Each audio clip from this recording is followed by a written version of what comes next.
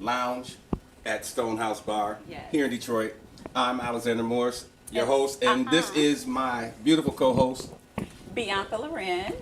Yes, we have a great show today. Yeah, we got an awesome show, and you already know how we do it. It's just free in what you want to say, how you feel, and we just talk as industry from a standpoint of the music industry, from musicianship, from production, and all the different elements of even how it affects us in our families and so forth. And so, to start, we have producer, drummer, J.R. Lamont. Yes, JR. Peace. Also, we have the Rev, as we call him, Kevin Crosby, master keyboard player and pianist, singer, songwriter, and then also drummer of drummers, Mr. Kyle Wright, is in the building with us. Both of them, we all work together with the Tops. JR and I work together on a lot of records and so forth. And many of you don't know, Bianca Loren is a phenomenal singer in her own right. Thank you. Right. I tried. All right. Thank Right you now. so much. So, just don't jump right in. I noticed that in today's industry, even though we're young on some regards, it's a different mode in how people and young people view the industry. Yeah. And I watch a lot of young people have a mentality of superiority, or they feel like I'm entitled to this, but they don't understand there's a work ethic that goes behind getting where you gentlemen are. It's not an easy pull or push, and it's a sacrifice that is made. Most of us have families and things of that nature. So I'm going to start with Kyle, because knowing his story to some extent, but being on the drum line, all that type of stuff. Holler at me, Kyle. Talk to me. Yeah. Like, what is your view as it pertains to getting from the young kid that made it into college by his talent and his ability, but then takes that and is able to start to live the dream as they see it to be. It's not what you think it is. Well, I mean, it's always been a dream for sure.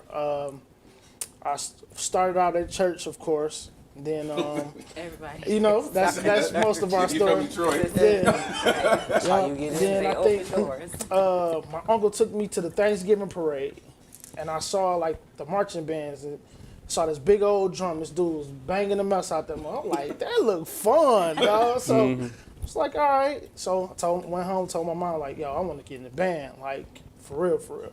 So that's when I kind of like took it a little more serious. And I always watched my older cousins, the older drummers and musicians and stuff, and was like, all right, man, that's what I want to do. Then I had a fascination with lights and stuff, man. So I'm like, I want to be on stage in front of thousands of people.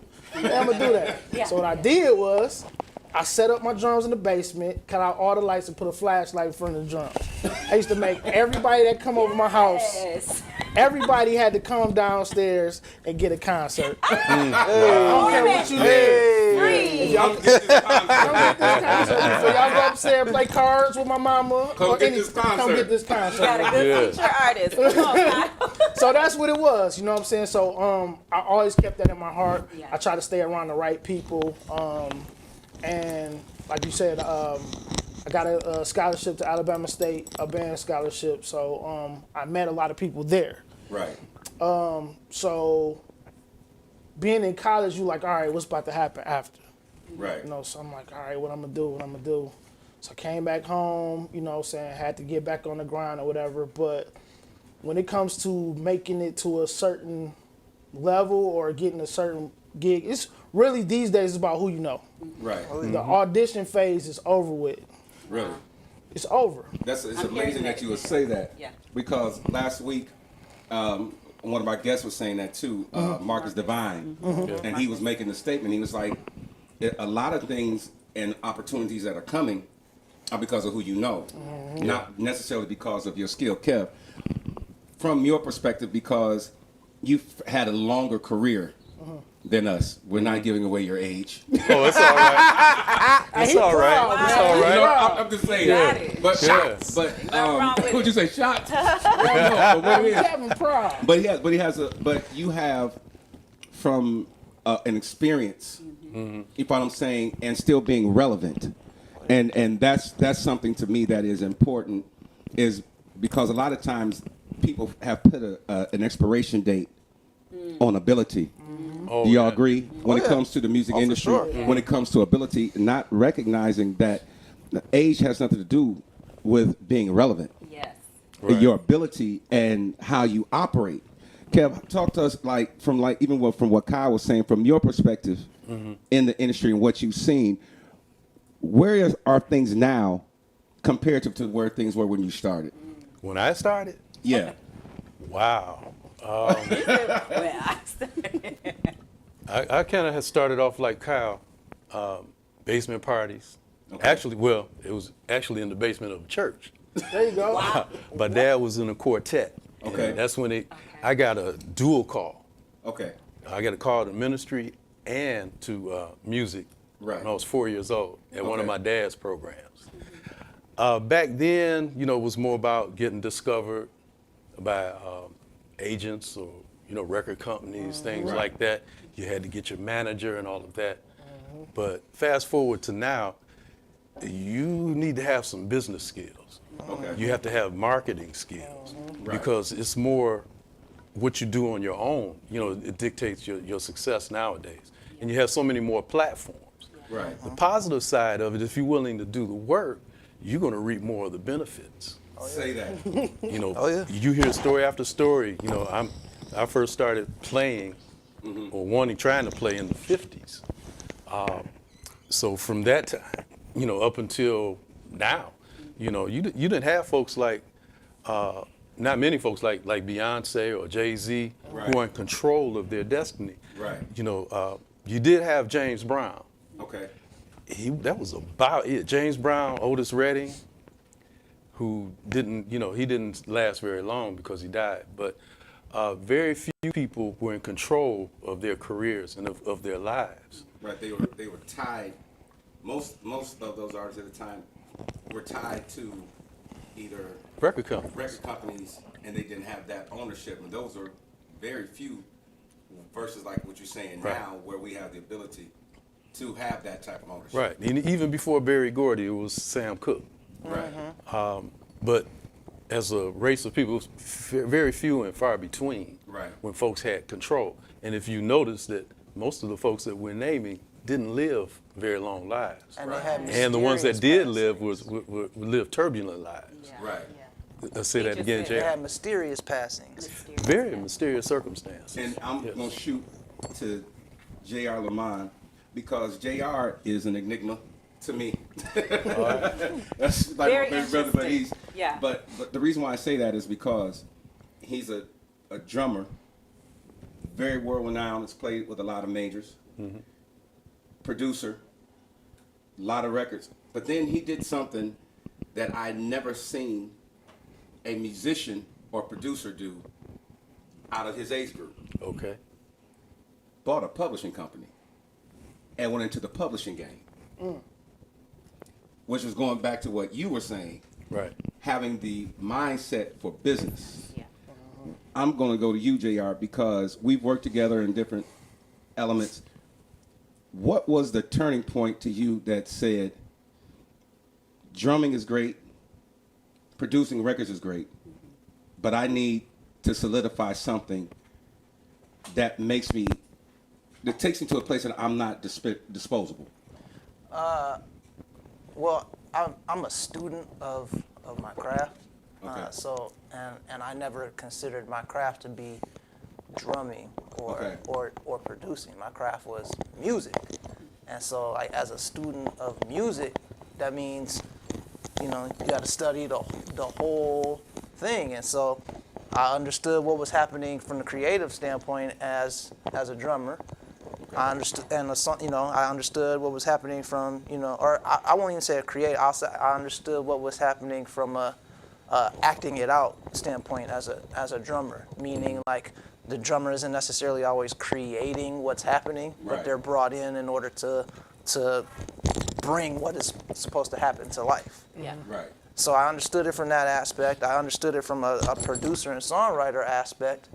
But I also grasped that, like, in order for things to get from these phases to where somebody was hearing them, and then where, say, a song came out now and then it could still be heard 10 years from now or 15 years or 20 years from now, that there was somebody who was making that happen. And I wanted to understand that portion of it because, you know, I had kids, and then I have, for whatever reason, because I came up in church and my dad, you know, was a pastor, I've always had this mindset of wanting whatever I learned to be something that I could share. Right. And so with me having a lot of younger guys that were gravitating towards me, it became, well, what can I do besides give them a record? Because Got you. once I give them the record, then what? Then what? Right. You know How what I mean? difficult was it for you to learn the publishing aspect of the business? Like, how long did that take you? How far did you have to go? Who did you talk to? And what were your hiccups? Like, how did that work? What was that like? What was the journey of that? It's a process, and you have to be tenacious. Yeah, you like do. just like with anything, you have to be tenacious Yeah, because you a do. lot of people that learn and matriculate in the publishing industry don't freely share information. Right. That's why I'm saying Right. that. You know, That's exactly what I'm saying. That's for Because sure.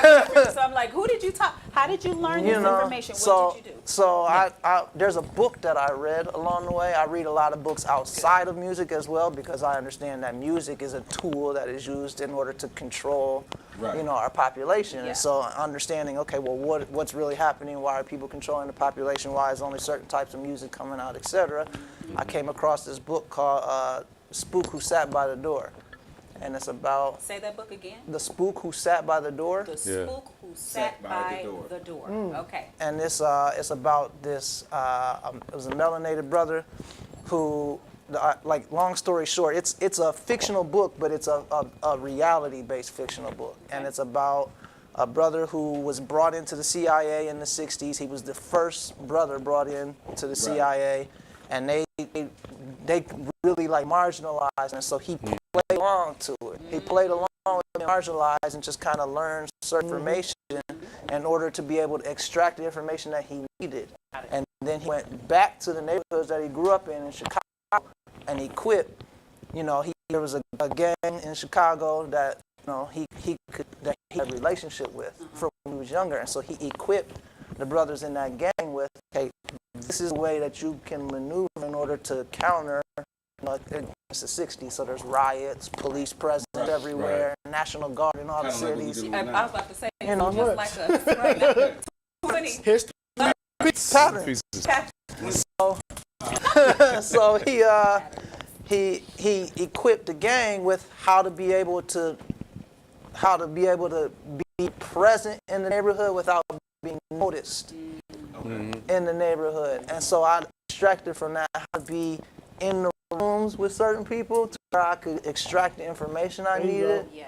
but Right. not be somebody that anybody was looking at as a threat per se. Right. Because you're a threat, that's when they withhold information. When they think that you're, he can't do nothing, they speak freely. Yeah. Yeah. So I had to learn how to be able to get in the room and make people feel comfortable enough to speak freely. Very good. Wow. Excellent. That's amazing because when I look at the nature of what we see as a music industry, it's not the same. One thing that I guess it hurts my heart is when seems like every time I turn on the news or I scroll on Facebook, there's another young rapper.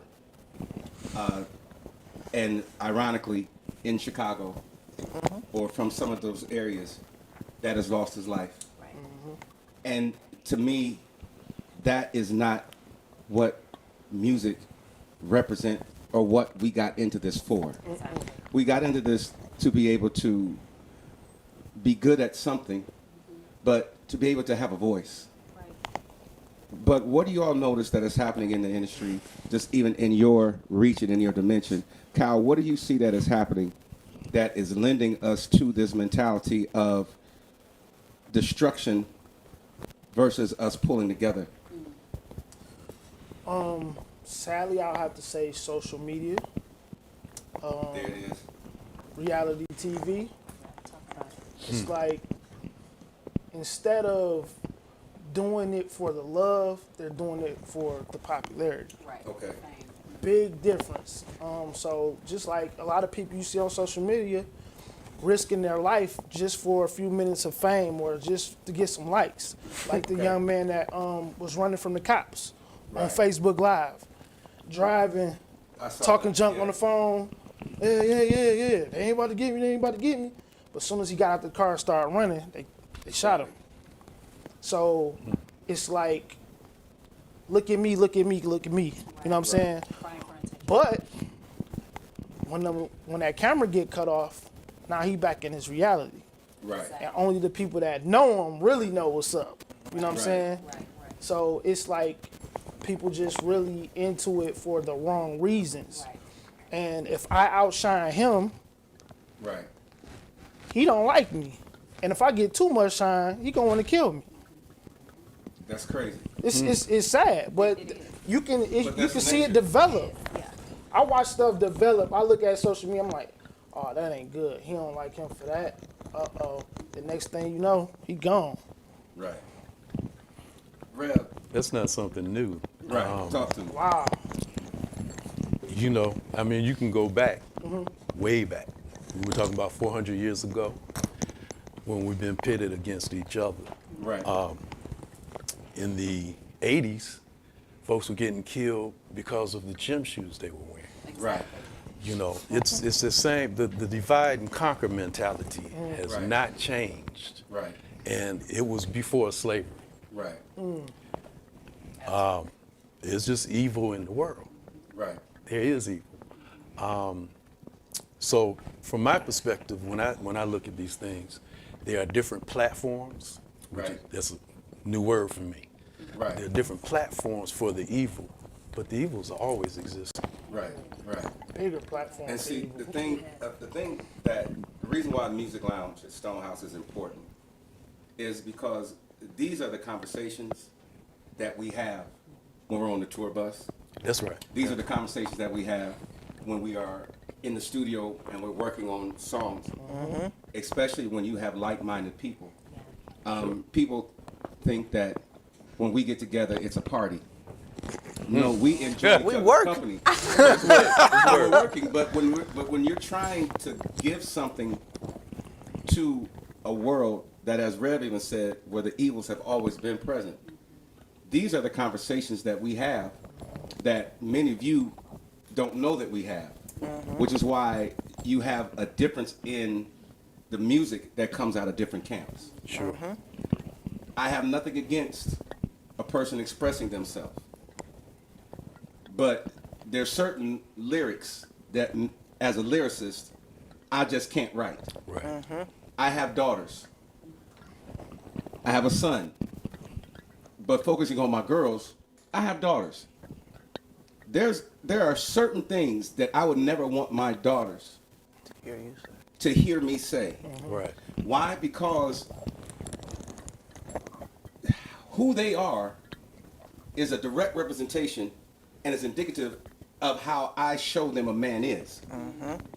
And what I allow them to see, period. You follow what I'm saying? I know Rev has daughters. I know you have a daughter. You are a daughter. Yes. You follow what I'm saying? There's certain things that as fathers become protective of. Right. So how can I, and I'm gonna let JR catch this one. How am I, as a father, a love of God, and all of these elements that speak to this, how do I allow my lyrics or what I portray to be in complete opposition, and I say, but that's my artistry? Wow. Wow. Contradiction. People aren't, I don't believe, realizing that we are people first. Right. Like at the end of the day, when you put the microphone down, when the lights go off, like you said, there's the real, and then there's the presentation. Right. And we're dealing right now with a lot of monkey see, you know what I mean? And so like I think it's that way on purpose. Like at one point you had, plantations and things like that. Now the whole world is the plantation. Yeah. There you go. The whole world is the plantation. For real. And the slave masters stand in front of us and put their hand on the Bible and take oaths and do all kinds of things. Family lineage is still a thing. Right. You can trace a lot of the people who are standing in front of us and doing this now with their hand on the Bible. They trace back to a slave master. And so if you trace them back to a slave master, if I am who I am because of my ancestors, there it is. I mean, so I think people are also in us being in this monkey see, monkey do, instant gratification mindset. We've lost a hunger for history. Like one thing that was predominant, like before, for example, like back when we had shows like Living Single, Different World, stuff like that were on TV, everybody had on like a college sweatshirt. Right. You know what I mean? Like even when they weren't talking about school, they were still subconsciously promoting like feed yourself something that you can actually build upon. Right. And now that's not the case anymore. And so if you can kill a plant at the root, then you can let the leaves do whatever. Eventually those leaves are going to die and fall off, and the plant is not going to regenerate itself. So. Right. Beyonce, let me ask you this question. Yeah. You from a woman's point of view, Okay. and having worked with a lot of female artists, I always find myself in a position where I'm schooling them, or the guys that I work with, like Turhan was with us last week. Yeah. We almost step into like a dad role. Oh yeah. Oh yeah. Because our thing is, we know the pitfalls of this industry. And one thing I'm so glad about being in this podcast arena is that we're not centered in what we say. Yeah. And Talk certain about it. things we can say, and my thing is, it's a different field for a woman in this industry, because she's automatically, in many minds, compromised. Because, can we call a spade and a heart? Okay. If it's who you know, a lot of it is for a woman who you sleep with. Exactly. Yeah. That's right. What is your experience? Where do you see this, and how do we combat this? Where it's, because let me say this from a heterosexual male standpoint, I've never had a man put me in a position that I got to sleep with another man. Right. But I've seen, I've witnessed, I've heard, I've seen the elements of where we want, or a woman is expected to compromise herself Oh yeah. to have a position in the industry. Exactly. You have to have the mind to stand. Period. Yeah. You've mentioned being in the studio and you feeling like the women that have come into your area, you mentored them, fathered them, daddied them, per se, because of what you said to them. And there's something in the woman that needs that. Okay. That needs that motivation, or that confidence. If a woman doesn't have it, most women will compromise. There's a thing that a woman has to learn how to stand. Okay. She has to learn and know what it means to be valued and to Right. be of value. Okay. And if they don't know that, there is a weakness in a woman where she would sacrifice herself and compromise her very self just to be accepted, just to get to that place. And it takes time. If a woman is broken, if a woman has needs, a lot of black women, we were raised with needs. Talk about it. Yeah. We already came into the earth with need. And it's been a tumultuous journey. And it takes a strong man or a strong woman to gird that woman and to show her why she's valuable. Right. And to make her understand that if she doesn't, she will compromise. And then she's looked at as a bitch, or she's looked at as a whore or slut.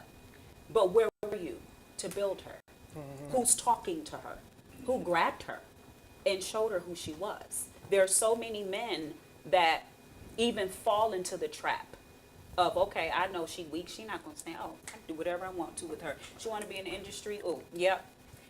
Let's shake these numbers in front of her face and make her beg or make her bow, you know, and because of the weakness and that brokenness in her, she does bow. And who's gonna find her? Let me play You devil's. understand what I'm saying? So that's why. Let me Just play to devil's answer advocate you. because I want to ask you something, Yeah. and anybody can grab it, but hearing exactly what you something that Jr. said earlier. There's always agents in the field. Yeah. They know. So because I told my daughters there's a particular song that's out right now, and the pseudonym stands for wet ass pussy. Yes. Yes. Yep. I knew. Yep. You know I was going there, right? And I And my thing We're gonna is talk this, about that. Go ahead. and you'll say it. excuse my language, but that's the name of the song. Yes. Yeah. That's what WAP stands for. Yes. Yep. I'm not degrading the writers or the artists or anything of that nature. But if these are the artists that we are putting in front of our children, an example of success, to me that compromises my daughters as women. Yep. That's my personal opinion. Agree. But they're successful. They're in private planes. They've got money. They've got to this. They've got to that. Their voice has now a power because of their celebrity. But this is their promote. I saw your hand go up. Just wait a minute. Okay, go ahead. Lord have mercy. What you about to say? Ready. Have a real inverse idea of what success is, and that's the problem. Yes. Like they're viewing the planes and all these different things as success. They don't know them women go home and hate themselves. Yeah. So they might have all the money, supposedly, which is really somebody else's money that they're being allowed to wear and present as their own. Okay. Rented. Not really actually their money, you know what I mean? But they're presented as successful in order to lure the next one in to the same track. It's a game. So it's back to patterns again. It's the same thing over and over and over again because, this trap works. So we just gonna keep the trap here. But you can't say that to a little girl. She don't know what you're talking about. That's where it's our job, Exactly. as the people out here, actually really in the trenches. Yeah. Like my daughter don't know that song. Yeah, right. Right. But it's hard for her not to see it. You understand what I'm saying? Women are out here, they're getting, those butt lifts and things like that. And they're walking around the street like that. Let alone you seeing it on the internet or, social media, whatever. They're walking around. So it's like, what if she's singing it in the street and you like, Daddy, what is that? She's going to see it. You understand what I mean? And it's out there. It is out there, and it's necessary. Because first of all, I love Cardi B. I love her story. She's been through a lot. I love Meg Thee Stallion's story. She, was talking about her mom, how her mom was a rapper. Because she was inspired by her mom, because her mom was a rapper, and she said, there is no rappers in Texas, and I need to represent Texas. Yes, the great B, she's from Houston, but Meg was like, I want to represent Texas. I love her story. She grinded. I mean, did her thing, rapped. Her mom raised her. Her mom unfortunately died of brain cancer. But I would not reject Meg because of what she's doing. Something convinced her to even act that way and say that it was okay to do that. Am I going to go out and put my body out there like that? I'm not going to do that. I won't do that. First of all, my dad will kick my ass, because my dad was strict. My dad, San Juan in Detroit, my dad was strict. He raised me strict. I used to hate how strict my father was. I mean, it was times we had to stay in the backyard and could not go outside. And I was in high school. My friends didn't even know I was on the block. But to this day, I'm grateful for his protection, for his guide and to represent myself as a woman. Am I perfect? Absolutely not. No. But they're out there. And what are you going to do? You have to have a stand. You have to stand. Yeah. You just got to, you just got to stand. And it's hard to hide this music from these women, from the children. You just have to be like, look, this is out here. It's real. This is what it is. You have to talk about it. Oh, no, Don't yeah. hide about it. So Don't that's what I hide was it. about to say to Talk about Rev. it. So Rev, we combat certain things with knowledge. Sure. So that means we have to have the hard conversations. And that's, Even though we are in this industry, you know what I'm saying? We're in the industry, and a lot of times blanket statements are made. And so when they say you're a singer, you're a producer, you're a this, if it's industry related, Yeah. we all get grouped. Oh yeah. Label. Sure. You know what I'm saying? It's the Yeah. same thing.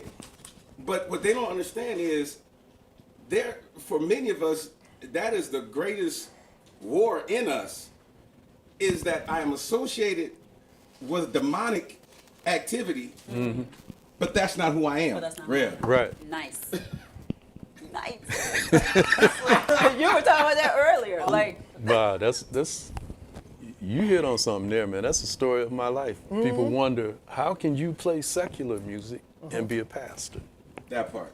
Well, I know you get it. wow. We Oh yeah, both got it. because I'm a pastor So you're and a I'm pastor? supposed Yes. to I'm supposed to do things this way, and I'm not ever supposed to get outside of those lines. Wow. Or even as a musician, it's the other way too. Right. We were in New York not too long ago, well, before COVID. Right. And we were on a show with Mary Wilson. And who was it? Was it you? What? We were in the dressing room. Her band was waiting to get paid. And we were in the dressing room, and there was some young ladies that came in there. Oh yeah, I was there. Yeah. What happened? What did you do? I ain't do nothing. So- I ain't do Young nothing. ladies we're- came in. We're just sitting there, just, having general conversation. Oh, it was Dula. And the first thing he did, he says, I'm going to tell him you're a Rev. I'm like, don't tell him that, because people are going to change. I want people to, be themselves. And I don't want to make anybody uneasy. And for some strange reason, folks, especially folks who are, I wouldn't even say that. Folks who are in the church get uptight. Folks who aren't in the church get Get uptight, uptight. or they get angry. Yeah. Right. They both. And they change out. And sure enough, Dula, who was Duke Jr., Open this pie hole. opened his mouth and said, I want to introduce y'all to the Rev. Oh. He's the pastor of a church. And just before he said that, everybody was, and There's a hush. I've heard it all. Now it's an And I awkward silence. wasn't always I wasn't always a pastor either. Right. So I've done a whole lot of things. I've lived life. Right. So I do understand a lot of things. I don't agree with a whole lot of things, but I understand. Yeah. I have the tough conversations with my daughters. My youngest one is 26. And since they were able to understand anything, we talked about real stuff. Because I got one that's man crazy. She was man crazy at 5, writing on the upholstery on my car seat how she loves this boy that's in her class. So we have real Big conversations. Oh, it's real. Like, baby, no. Welcome to the And music lounge. she's 26 right now, and I still have to have the same conversations with her. But your question is about the compartmentalization. Right. Why do they put us? I don't know. It's easier for people to deal with you on their terms, and so many things that we're talking about is connected when it comes to that. Right. You talk about social media. Again, I say that stuff has always been there. That craziness has always been around, but Just got a bigger platform now. and so many more platforms. It's not what it should be. You said something earlier. Know the truth, Right. right? And I do believe that is the beginning of trying to fix things. Yeah. But then again, I am a pastor. I don't think we can fix it by ourselves until we position ourselves for the fixing. Right. So how did you become comfortable with your craft, knowing that you were a pastor and people would speak against you? How did you? Well, I was a musician first. There you go. I was a musician first. Okay. I'm gonna jump in with Rev like on that. this because Jr. and I share the fact that we're both pastor sons. Oh, My all right, dad was okay. a bishop here in the city of Detroit. I grew up in one of the most what we would consider stringent facets of Christianity. I grew up apostolic. Somebody said, Yeah. and the apostolic movement was stringent in what we were allowed to do, where we could go, what we could wear, and all these different elements. There were certain conversations that we did not have because just to even ask about it could get you sat on the front row for the next 6 months. Oh my God. You feel what I'm Just saying? life questions. Just life questions. Yeah. No, Yes. seriously. That's awful. I don't criticize like that. our forefathers because they were trying to teach us how to live a certain way Right. and to live with restraint and with a discipline. But you can't control people by fear. Yeah, you become curious. I was one of the first, I guess, in my generation age group to be preaching, working in the music department at my father's church, but I was signed to Keith Crouch and Human Rhythm in Los Angeles working on Brandy's album. Right. You follow what I'm saying? Yeah. Wow. I became the one that the fingers were being pointed at Yes. because you're not saved or Black you're sheep. not Right. Christian anymore because you are operating and you're doing this and you're doing that. But in my field of music, what I write about, what comes out of me, there's a scripture in a proverb that says, "Whatsoever man thinking in his heart, so is he." So is he. So I write what's in my heart. If my heart is for the realities of life, but with respect and understanding, then there's certain things that I'm not going to write about.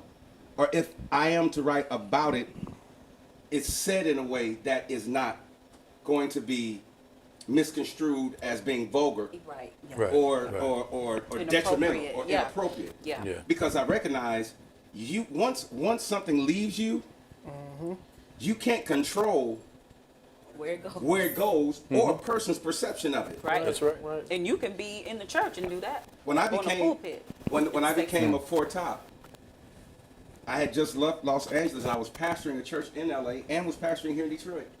Wow. And then when the door opened to me and I became, and the first thing someone told me says, well, you know, there's another pastor in the tops with you. Yeah. Rev. And I didn't need validation because my relationship with God is what my relationship is, and I really don't care what anybody else has to say about it. Right. That's just me. That's the bottom line, That's the bottom though. line. But my Yeah. thing Bing. is, but I That is. had It is. That was opposition. my drum. I had opposition because how can he say sugar pie honey and say this scripture over here this doesn't so? Life is life. You ain't got a sugar pie?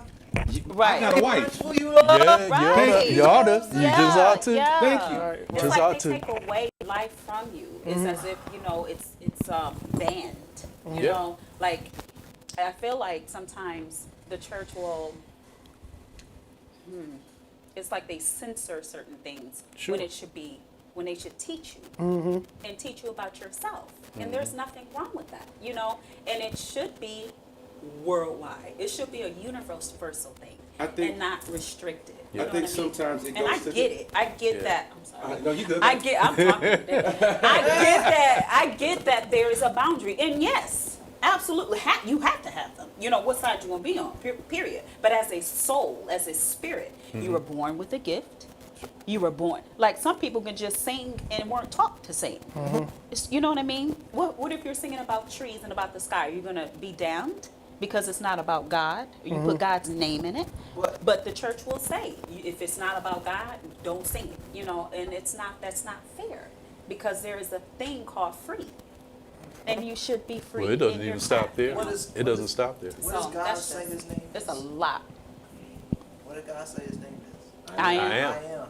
That means All I things. am trees. I Yes. am birds. All things. I am that loving relationship. That's right. I am that destructive relationship too. Yeah. Like, you teach like both of all them. of that. All of Yes, that. yes. And like we because we're finite beings, or we have this finite perception, we try to put our finite perception on something that is infinite. Yes. And that's why I Oh, that was the answer to my question. There you go. Yes. It's Welcome funny. to the music lounge. You know, see, this is the people There's don't so much to say. understand Yeah. that outside of music, as JR said, with people, Yeah. you and are. and there's a fight and a struggle. There's a sacrifice that we've all had to make Sure. in order to survive in this thing that is the music industry, because people see it as an industry, and for us, it's our career. Yeah. To us, it's the same as the young man or the young woman who does 40 years at Chrysler or at GM or at Ford. This is our Chrysler, GM, and Ford. It's just, It's a livelihood. it's a livelihood. Yeah. You know, and when I think of that, it makes me also think of like even what we're dealing with right now in the pandemic. People don't understand because they have a perception that once you got records or you're playing with a major group or you're on a major tour, Yeah. that your pockets are dragging behind you and that we're not affected. Oh man. Wow. Right. Of all the industries that have gone back to work or have had elements of work, Yeah. Yeah. those of us that operate in our genre, It's a struggle. it's we can't go back to work yet. Like, how is that affecting you? I mean, you are the drummer. Oh, Man. man. It's rough. So thank God I'm not too proud to get my hands dirty and to go back to my childhood of hustling legally. We Legally. ain't gonna leave. Legally. Yeah. All right. I'm saying. That's good. No, man, I was talking to Jay, I was telling them about how when the thing hit, we were actually on the road when they shut us down. 48 hours on a tour bus. Look, we was in San Antonio, drove all the way to Denver. No, and- we was an hour outside of We Pueblo. were at Pueblo. Oh, see, And we got an hour outside of Pueblo, and they called and said the And show show was was canceled. And we had to go all the way back to the crib, to Denver, and then then back to the And crib. driving, yeah, in the bus. This was March 14th. I ain't gonna never forget this. March 14, March 14th. 2020.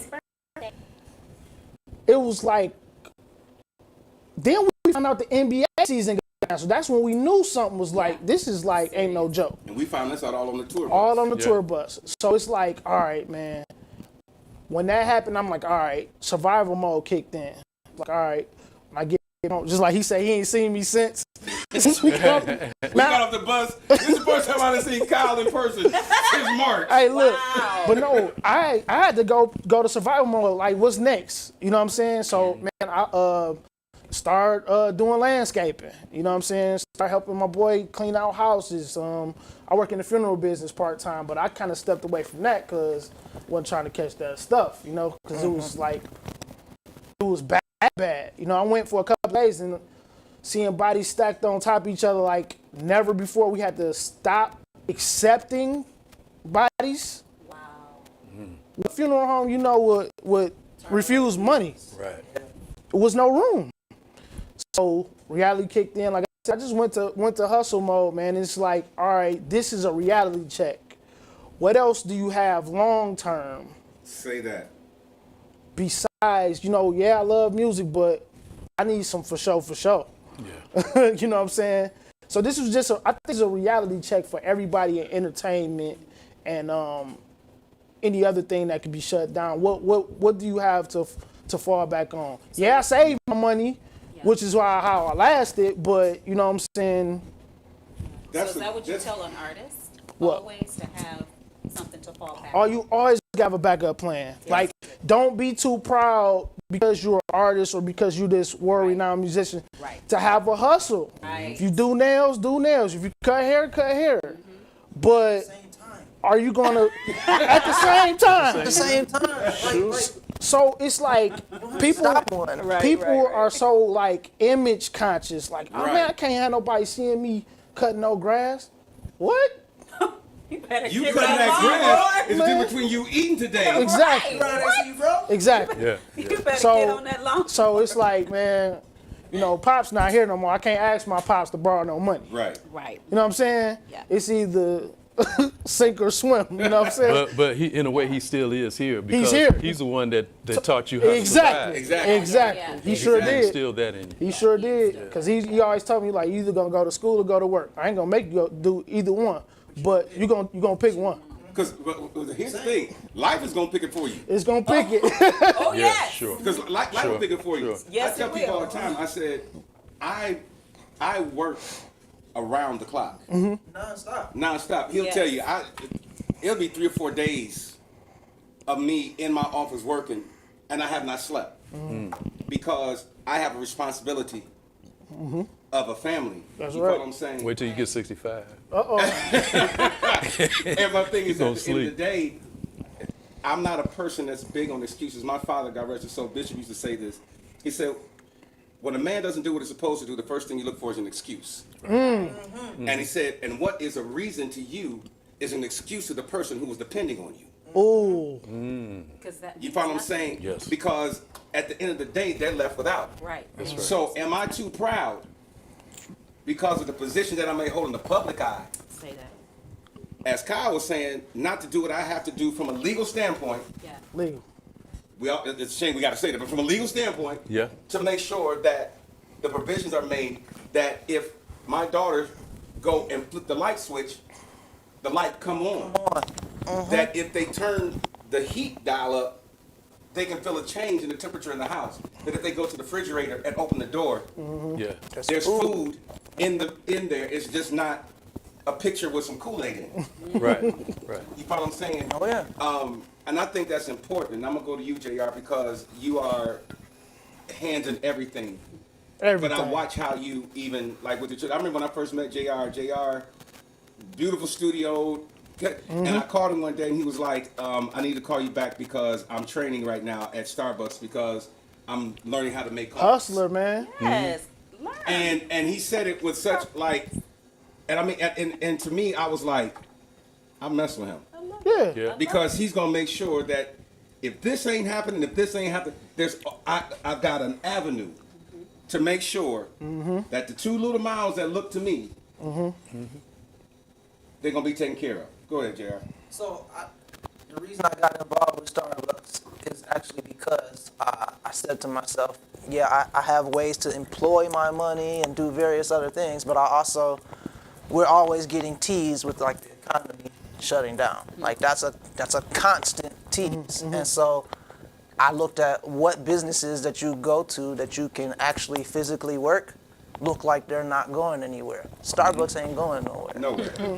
And so I said to myself, well, I only worked a couple days a week, but I went in order to be able to get my name circulating in the company and build my name in a good way. And then, I did it for, 2 years, 3 years, and then eventually walked away. But when I walked away, even right now, I could call Starbucks Still got a relationship. and be like, yo, can y'all put me on the schedule? Nice. And be able to go if everything else shut down. You know what I mean? Like they shut down so many other things. Starbucks stayed open. Yeah. Oh yeah, for sure. Starbucks was open. Starbucks stayed open. But you know what I mean? Like in addition to that, like you're supposed to have more than one stream of income. Like that's if you look it up statistically, they say millionaires have like 6 to 7 Yes. Right. streams of income. That doesn't mean like 6 to 7 ways I make money in music. That means 6 to 7 ways in different arenas for me to make money. So like I have jewelry, thecopperpeople.com. You know, my wife is That was a plug. Plug. CopperPeople.com. copperpeople.com. Okay. If you look up the original definition of American in the original Webster's Dictionary, Webster's Dictionary is like the standardized dictionary for the United States. And the original dictionary published by Noah Webster, he defined American as the copper-colored races found here by the European, but now applied to the European. So that says to you that when they arrived here, they found people here looking like us. Copper. So, I like that. They've thrown so many different other colors at us and things like that because encoded in this, going back to your point about legal, there's a difference between legal and lawful. And they've put a lot of legal statutes in here that have codes on them. And so now we have this perception of like we have black pride and there's white people and all these different things, but those are codes. And if you don't know the codes, you're taking pride in a code that may be incurring something upon you that you do not wish to incur upon you. I won't take up much time with that. I'll just let you research that. So you right. have your jewelry. That's the business of Stream, and then you had Starbucks. So I have my jewelry. Yeah. I have Starbucks. I have a publishing company. Nice. And in the publishing company that spiraled into advertising and me working with other filmographers and getting into doing commercials, and things of that nature. And then the way that I modeled the publishing company was to connect with other people who had other business skills. So like web developers, Right. things like that. So that way, this one single business becomes several different businesses. So at any point, something comes in, instead of saying, I can't do that, I say, let me figure out how to do that for you. Right. Because that's There's never a can't. right. Yeah. Let me figure out how to. Right. Back to your point. So like going back to you are who you know, if you build a strong network, of people with many different skill sets, then no matter what work comes in, you have a way of being able to facilitate that work. And it might, this time, the amount that is being paid or being offered for this particular work might not be enough for both of us to eat. I'm going to feed you. I'm going to make sure that you eat because you're going to remember, oh man, JR came and made sure such and such happened. So now when something comes to you, you're going to come and bring that back There to you the go. table. And Right. causes a. There you go. You know what I mean? So Pattern. now you have group economics working Right. as opposed to systemic economics. Very Right. good. Very So I have to throw this in there. As JR was talking about the copperpeople.com. Last week when we had Marcus Divine, Yes. Marcus was talking about, he said that Master P, that's his coach. And he said Master P made the statement that if you want to be successful, sell something. And so he created a line of sunglasses. And I was wearing a pair of his last week, and they're called Shades of Divine. And you can go to shadesofdivine.com because I want to push that, as well as I bought a pair for my wife. you bought a pair for your Nice. wife. Is it DEVINE or DIVINE? DIVINE. Oh, DIVINE. And Shades of and Divine. my god brother and I, we came up in the industry together. His nickname everybody knows him as Slam, but his name is Shannon Ridley. And I remember when he came to me, and he said, "Bro, I got an idea and a concept for something," and it was backpacks. And when we first began to talk about it, folks laughed us to scorn. What are you guys gonna be outside of Target, back to school? Well, back to school sales. Sure does. And Yeah. he created a concept of a backpack called Whiz Pack that has taken over in celebrity circles because of the type of bag that it is. And he's going to be on the show this soon. But my thing is, there's got to be, like Kyle said, something else that sustains you beyond our playing, our singing, or whatever. And that's the thing that I noticed that with a lot of younger guys or guys that have not been around seasoned cats. They will base their livelihood off of their calendar. Wow. Have you noticed that? Yep. Yeah. Because I think we all have been there. Okay, I make this much, and we got 1, 2, 3, 4, 5, 6, 7, 8, 9, 10, We got 11 shows this month. So Ooh-wee. that means I can go do this, and do this. And we'll put that into play. And we haven't even done those dates yet, not thinking those dates could get canceled. And you're spending money, technically, that you don't have. So that means you're living beyond your means. Right. And that's why I feel like a lot of cats got hit hard Sure. in the pandemic Ooh-wee. because they had not learned. You don't count that money until that money is in your hand. Right. Yes. You follow what I'm saying? Yes. And I think those are the elements that make the industry and all of its facets. It is important for us to have these conversations. Yes. These are the conversations that nobody would think that we have. Right. And so this is why Bianca and I came together Yeah.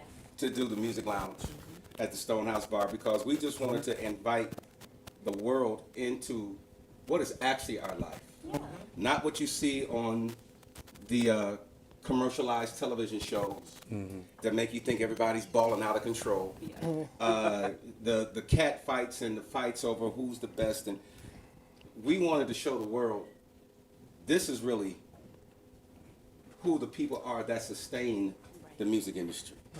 And these are the conversations that we have, because we have to lean on each other in a lot of That's times. for sure. Yeah. You know what I mean?